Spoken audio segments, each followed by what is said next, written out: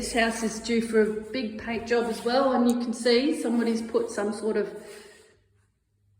feature wall here which doesn't look so great.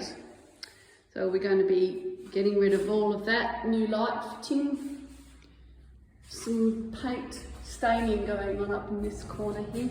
Also a trick I can certainly pass on to you is that we like to spray paint the fan grills white. We take them off, we spray paint them and put them back, and that makes a huge difference to how that looks.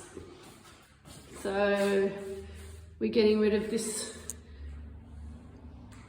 colour scheme and putting a nice bright light white. And this is another light fitting that will be changed over. As you can see, it's seen better days.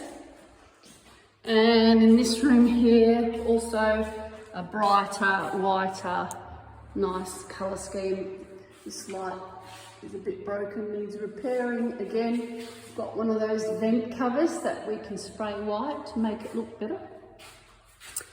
And in this hallway here, the manhole, very dirty and grubby, needs a good paint job. And all of these rooms will get a paint job too.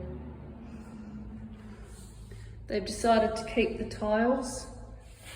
Makes for a much cleaner rental property, because this is what this house is. It's a rental property for my client.